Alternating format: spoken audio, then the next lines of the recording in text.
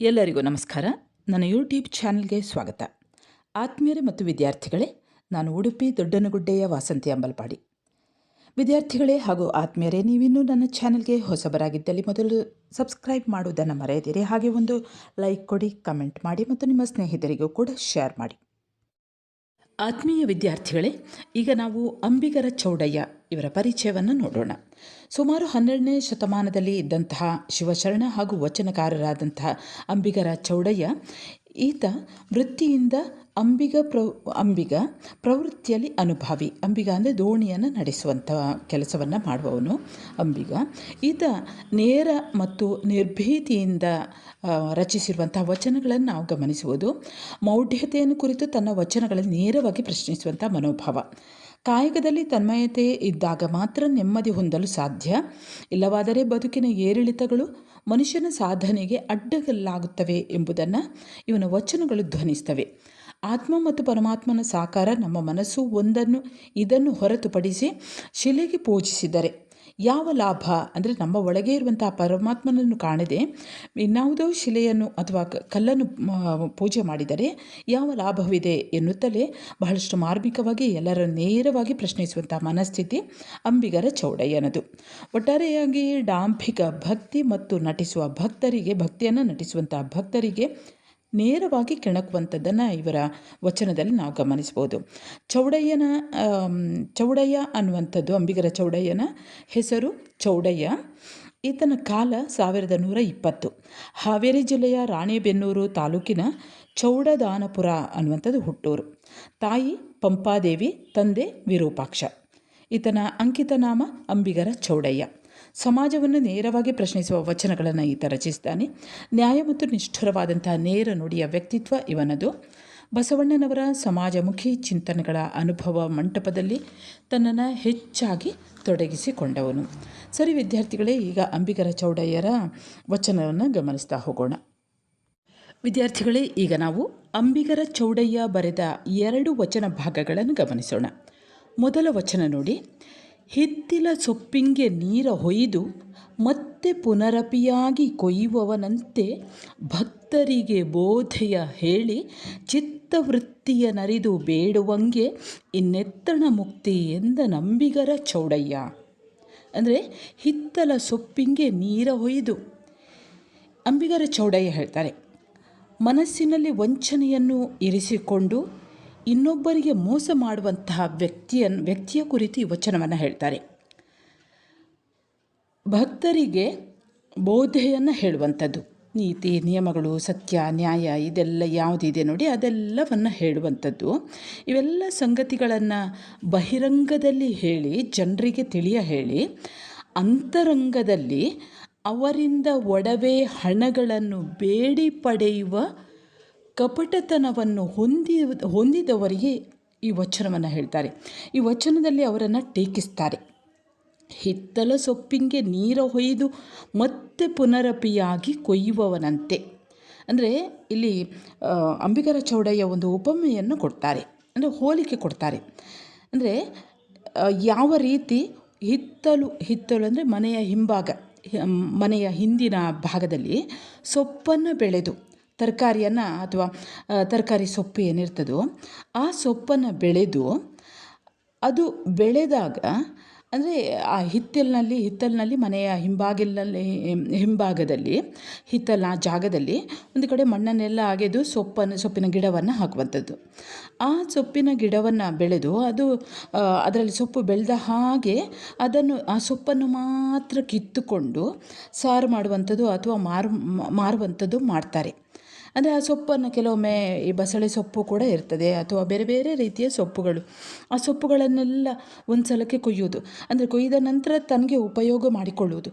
ಅಂದರೆ ಸ್ವಾರ್ಥ, ತನ್ನ ಉಪದೇಶಕ್ಕಾಗಿ ಅಂದರೆ ಬೇರೆಯವರಿಗೆ ಉಪದೇಶವನ್ನು ಕೊಟ್ಟು ಅವರಿಂದ ತನಗೆ ಉಪಯೋಗವನ್ನು ಮಾಡಿಕೊಳ್ಳುವಂಥದ್ದು. ಈ ಹಿಂಬಾಗಿಲಿನಲ್ಲಿ ಅಥವಾ ಹಿಂಬಾಗಿಲಿನ ಹಿಂದಿನ ಜಾಗದಲ್ಲಿ ಸೊಪ್ಪನ್ನು ನೆಟ್ಟು ಆ ಸೊಪ್ಪು ಬೆಳೆದ ಹಾಗೆ ಸೊಪ್ಪನ್ನು ತೆಗೆದು ಸಾರು ಮಾಡಿ ತಿನ್ನುವಂಥದ್ದು. ಅದೇ ರೀತಿಯಲ್ಲಿ ಇನ್ನೊಬ್ಬರಿಗೆ ಉಪದೇಶವನ್ನು ಹೇಳಿ ಅಂದರೆ ಕೆಲವೊಮ್ಮೆ ಭಕ್ತರು ಬರ್ತಾರೆ, ಭಕ್ತರಿಗೆ ಬೋಧೆಯ ಹೇಳಿ ಭಕ್ತರು ಯಾರು ದೇವರನ್ನು ಪೂಜಿಸುವವರು, ಈ ಬೋಧೆಯನ್ನು ಹೇಳುವಂಥ ತಿಳುವಳಿಕೆಯನ್ನು ಕೊಡುವವರಿಗೆ ಹೇಳುವಂಥದ್ದು. ದೇವರನ್ನು ಪೂಜಿಸಲೆಂದು ಬರುವಂತಹ ವ್ಯಕ್ತಿಗೆ, ಅಂದರೆ ದೇವಸ್ಥಾನಕ್ಕೆ ಯಾವುದಾದ್ರೂ ಪೂಜೆಯನ್ನು ಕೊಡಲಿಕ್ಕೆ ಅಂತ ಬರ್ತಾರೆ, ಅಂತಹ ವ್ಯಕ್ತಿಗಳಿಗೆ ಒಳ್ಳೊಳ್ಳೆಯ ಸಂಗತಿಗಳನ್ನು ಹೇಳಿ ಅವರ ಚಿತ್ತವೃತ್ತಿಯನ್ನು ಅರಿದು ಅವರ ಮನಸ್ಸನ್ನು ಅವರು ಹೇಗೆ ಅಂತ ತಿಳ್ಕೊಂಡು, ಅವರ ಮನಸ್ಸಿನ ಮಿಡಿತಗಳೆಲ್ಲ ಇರ್ತದೆ ನೋಡಿ, ಅದನ್ನು ತಿಳಿದುಕೊಂಡು ಚಿತ್ತವೃತ್ತಿಯನ್ನು ಅರಿದು ತಿಳಿದುಕೊಂಡು ಬೇಡುವಂಗೆ, ಅಂದರೆ ಆ ಭಕ್ತರ ಮನಸ್ಸಿನ ಒಳಗಡೆ ಏನು ಉಂಟು ಅಂತ ತಿಳಿದುಕೊಂಡು, ಅಂದರೆ ಅವರ ಮನಸ್ಸನ್ನು ಒಳಹೊಕ್ಕು ಅವರನ್ನು ಮಾತಿನ ಮೂಲಕವೇ ಮರುಳುಗೊಳಿಸಿ ಅವರಿಂದ ಹಣ, ಒಡವೆ, ವಸ್ತುಗಳನ್ನು ದೋಚುವಂಥದ್ದು ಅಥವಾ ಯಾಚಿಸುವಂಥದ್ದು. ಬಂದಂತಹ ಭಕ್ತರಿಗೆ ಬೋಧಿಸಿ ಒಳ್ಳೊಳ್ಳೆಯ ಮಾತುಗಳನ್ನು, ಬುದ್ಧಿವಾದವನ್ನು ಹೇಳುವಂಥದ್ದು ಅಥವಾ ಉಪದೇಶವನ್ನು ಮಾಡುವಂಥದ್ದು, ಇಂಥದ್ದೆಲ್ಲ ಮಾಡಿ ಬಹಿರಂಗದಲ್ಲಿ ಜನರಿಗೆಲ್ಲ ಬುದ್ಧಿವಾದವನ್ನು ಹೇಳಿ ಅಂತರಂಗದಲ್ಲಿ ಅವರಿಂದ ಹಣವನ್ನು ಪಡೆಯುವುದು ಹೇಗೆ ಅಂತೆಲ್ಲ ಯೋಚನೆ ಮಾಡಿಕೊಂಡು ಅವರಿಂದ ಹಣ, ಒಡವೆ, ವಸ್ತುಗಳನ್ನು ಬೇಡಿ ಪಡೆಯುವಂಥ ವ್ಯಕ್ತಿಯ ಕುರಿತು ಇಲ್ಲಿ ಹೇಳುವಂಥದ್ದು. ಅಂಥವರಿಗೆ ಇನ್ನೆತ್ತಣ ಮುಕ್ತಿ, ಅಂಥವರಿಗೆ ಮುಕ್ತಿ ಎಲ್ಲಿ? ಅದು ಇಂತಹ ಬೇರೆಯವರಿಗೆ ಉಪದೇಶವನ್ನು ಕೇಳಲಿಕ್ಕೆ ಬಂದಂತಹ ಜನರ ಮನಸ್ಸಿನ ಒಳಗೆ ಹೋಗಿ ಅದರ ಮುಖಾಂತರವೇ, ತನ್ನ ಮಾತಿನ ಮುಖಾಂತರವೇ ಅವರನ್ನು ಆಕರ್ಷಿತಗೊಳಿಸಿ ಅವರನ್ನು ಮರುಳು ಮಾಡಿ ಅವರಿಂದ ಹಣ, ಒಡವೆಗಳನ್ನು ಯಾಚಿಸುವಂತಹ ವ್ಯಕ್ತಿಗೆ ಇನ್ನೆತ್ತಣ ಮುಕ್ತಿ. ಅಂದರೆ ಬಹಿರಂಗದಲ್ಲಿ ಒಳ್ಳೆಯ ಮಾತನಾಡಿ ಅಂತರಂಗದಲ್ಲಿ ವಂಚಿಸುವವನು, ಅವನು ಎಂದಿಗೂ ಕೂಡ ಅವನಿಗೆ ಮುಕ್ತಿ ಎನ್ನುವುದು ಇಲ್ಲ, ಅವನನ್ನು ದೇವರು ಒಲಿಯುವುದಿಲ್ಲ ಅಂತ ಇಲ್ಲಿ ಅಂಬಿಗರ ಚೌಡಯ್ಯ ಹೇಳ್ತಾರೆ. ಇಂಥವರಿಗೆ ಯಾವುದೇ ರೀತಿಯಲ್ಲಿಯೂ ಕೂಡ ಶಿವ ಒಲಿಯುವುದಿಲ್ಲ ಅಥವಾ ದೇವರು ಒಲಿಯುವುದಿಲ್ಲ. ಹಿತ್ತಲ ಸೊಪ್ಪಿಗೆ ನೀರನ್ನು ಹಾಕಿ, ಹಿತ್ತಲಿನಲ್ಲಿರುವಂಥ ಸೊಪ್ಪಿಗೆ ನೀರನ್ನು ಹಾಕಿ ಮತ್ತೆ ಹೊಯ್ದು ಹಾಕಿ ಮತ್ತೆ ಪುನರಪಿಯಾಗಿ ಕೊಯ್ಯುವವನಂತೆ ಮತ್ತೆ ಆ ಸೊಪ್ಪನ್ನು ಕೊಯ್ಯುವ ಹಾಗೆ ಭಕ್ತರಿಗೆ ಬೋಧೆಯನ್ನು ಮಾಡಿ ಮತ್ತೆ ಅವರ ಚಿತ್ತವೃತ್ತಿಯನ್ನು ಅರಿತು ಮತ್ತೆ ಅವರಿಂದ ಹಣವನ್ನು ತೆಗೆದುಕೊಳ್ಳುವಂಥದ್ದು, ವಸ್ತುವನ್ನು ತೆಗೆದುಕೊಳ್ಳುವಂತಹ ಕೆಲಸವನ್ನು ಯಾರು ಮಾಡ್ತಾರೋ ಅಂಥವರಿಗೆ ಮುಕ್ತಿ ಅನ್ನುವಂಥದ್ದು ಇಲ್ಲ, ದೇವರು ಅವನಿಗೆ ಯಾವತ್ತೂ ಕೂಡ ಒಲಿಯುವುದಿಲ್ಲ ಅನ್ನುವಂಥದ್ದನ್ನು ಚೌಡಯ್ಯ ಹೇಳ್ತಾರೆ. ಅಂಬಿಗರ ಚೌಡಯ್ಯ ಇನ್ನೊಂದು ವಚನವನ್ನು ಹೇಳ್ತಾರೆ ನೋಡಿ. ಕಟ್ಟಿದ ಲಿಂಗವ ಬಿಟ್ಟು ಬೆಟ್ಟದ ಲಿಂಗಕ್ಕೆ ಹೋಗಿ ಅಡಿಮೇಲಾಗಿ ಬೀಳುವ ಲೊಟ್ಟೆ ಮೂಳರ ಕಂಡಡೆ ಗಟ್ಟಿ ಪಾದರಕ್ಷೆಯ ತೆಗೆದುಕೊಂಡು ಲೊಟನೆ ಹೊಡೆಯೆಂದಾತ ನಮ್ಮ ಅಂಬಿಗರ ಚೌಡಯ್ಯ ಅನ್ನುವಂತಹ ಅಂಕಿತ ನಾಮವನ್ನು ಹೊಂದಿದ ಅಂಬಿಗರ ಚೌಡಯ್ಯ ಇವರು ಹೇಳ್ತಾರೆ, ಕಟ್ಟಿದ ಲಿಂಗವ ಬಿಟ್ಟು ಬೆಟ್ಟದ ಲಿಂಗಕ್ಕೆ ಹೋಗಿ ಅಡಿಮೇಲಾಗಿ ಬೀಳುವ ಲೊಟ್ಟೆ ಮೂಳ ಅಂದರೆ ಪ್ರಯೋಜನವಿಲ್ಲದ ವ್ಯಕ್ತಿ, ಯಾವುದಕ್ಕೂ ಪ್ರಯೋಜನ ಬರದೇ ಇರುವಂತಹ ವ್ಯಕ್ತಿ, ಶೂನ್ಯ ಸಾಧಕರು ಅಂತ ಹೇಳ್ತೇವೆ ನೋಡಿ, ಮೂರ್ಖರು. ನಿಜವಾಗಿ ಹೇಳುವುದಾದರೆ ಮೂರ್ಖರು ಅನ್ನುವಂತಹ ಅರ್ಥ. ಇವರು ಕಟ್ಟಿದ ಲಿಂಗವ ಬಿಟ್ಟು, ಕಟ್ಟಿದ ಲಿಂಗ ಅಂದರೆ ಇಷ್ಟಲಿಂಗವನ್ನು ಬಿಟ್ಟು, ಅಂದರೆ ನೀವು ಶರಣರು ಹೆಚ್ಚಾಗಿ ಲಿಂಗ ಪೂಜೆಯನ್ನು ಮಾಡುವವರು, ಅವರ ಕೈಯಲ್ಲಿ ಶಿವಲಿಂಗವನ್ನು ಇಟ್ಟುಕೊಂಡಿರ್ತಾರೆ. ಆ ಇಷ್ಟಲಿಂಗವನ್ನು ಬಿಟ್ಟು ಅವರು ಬೇರೆ ಕಡೆಗೆ ದೇವರನ್ನು ಹುಡುಕಿಕೊಂಡು ಯಾರು ಹೋಗ್ತಾರೋ ಅಂಥವರಿಗೆ ಇಲ್ಲಿ ಅಂಬಿಗರ ಚೌಡಯ್ಯ ಹೇಳ್ತಾರೆ. ಅಂಬಿಗರ ಚೌಡಯ್ಯ ಒಂದು ರೀತಿಯಲ್ಲಿ ಸ್ವಲ್ಪ ಕೋಪದ ಮನೋಭಾವನೆ, ಅಂದರೆ ಕೋಪ ಅಂದರೆ ಯಾವುದೋ ರೋಷ ಅಲ್ಲ, ಸಾತ್ವಿಕ ಕೋಪ ಅಂತ ಹೇಳ್ತಾರೆ. ಇವರು ಯಾರು ಇಷ್ಟಲಿಂಗವನ್ನು ಬಿಟ್ಟು, ತಾವು ನಂಬಿದಂತಹ ಮನೆಯಲ್ಲೇ ಇರುವಂತಹ ದೇವರನ್ನು ಬಿಟ್ಟು ಬೆಟ್ಟದ ಲಿಂಗಕ್ಕೆ ಹೋಗಿ, ಕಟ್ಟಿದ ಲಿಂಗವ ಬಿಟ್ಟು ಬೆಟ್ಟದ ಲಿಂಗವ ಹಿರಿದು ಮಾಡುವ, ಅಂದರೆ ಇಷ್ಟಲಿಂಗವನ್ನು ಬಿಟ್ಟು ಎಲ್ಲೆಲ್ಲೋ ಯಾವುದ್ಯಾವುದೋ ದೇವಸ್ಥಾನಕ್ಕೆ ಎಲ್ಲೆಲ್ಲೋ ಹೋಗಿ ದೇವರನ್ನು ಹುಡುಕುವಂತಹ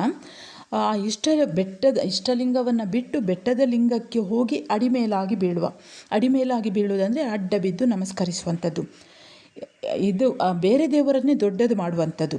ತಮ್ಮ ಊರಲ್ಲಿ ಇರುವಂತಹ ಅಥವಾ ತಮ್ಮ ಮನೆಯಲ್ಲಿ ಇರುವಂತಹ ದೇವರನ್ನು ಬಿಟ್ಟು ಬೇರೆ ಎಲ್ಲೆಲ್ಲೋ ಯಾವುದ್ಯಾವುದೋ ದೇವಸ್ಥಾನಕ್ಕೆ ಹೋಗಿ ಅಲ್ಲಿಯ ದೇವರನ್ನೇ ದೊಡ್ಡದು ಮಾಡುವವರನ್ನು ನೋಡಿದರೆ ಅಡಿಮೇಲಾಗಿ ಬೀಳುವ ಇಂತಪ್ಪ ಲೊಟ್ಟೆ ಮೂಳರ ಕಂಡಡೆ ಅಂದರೆ ಕಂಡರೆ, ನೋಡಿದರೆ, ಇಂತಹ ಮೂರ್ಖರನ್ನು ನೋಡಿದರೆ, ಅಂದರೆ ಇಷ್ಟಲಿಂಗವನ್ನು ಬಿಟ್ಟು ಎಲ್ಲೆಲ್ಲೋ ದೇವಸ್ಥಾನಕ್ಕೆ ಹೋಗಿ ಅಲ್ಲಿಯ ದೇವರನ್ನು ಹಿರಿದು ಮಾಡುವಂತಹ ಪರಿಯನ್ನು ಈ ರೀತಿ ಮಾಡುವಂತಹ ಇಂತಹ ಲೊಟ್ಟೆ ಮೂಳರನ್ನು, ಇಂತಹ ಪ್ರಯೋಜನವಿಲ್ಲದವರನ್ನು, ಇಂತಹ ಶೂನ್ಯ ಸಾಧಕರನ್ನು, ಇಂತಹ ಮೂರ್ಖರನ್ನು ನೋಡಿದರೆ ಇವರು ಹೇಳ್ತಾರೆ, ಅಂಬಿಗರ ಚೌಡಯ್ಯ ಹೇಳ್ತಾರೆ, ಗಟ್ಟಿ ಪಾದರಕ್ಷೆಯ ತೆಗೆದುಕೊಂಡು, ಗಟ್ಟಿಯಾದಂತಹ ಪಾದರಕ್ಷೆಯನ್ನು ತೆಗೆದುಕೊಳ್ಬೇಕು. ಇಲ್ಲದಿದ್ದರೆ ಸಾಧಾರಣದ ಪಾದರಕ್ಷೆಯಲ್ಲಿ ಹೊಡೆದರೆ ಆ ಪಾದರಕ್ಷೆ ಹರಿದು ಹೋಗ್ತದೆ.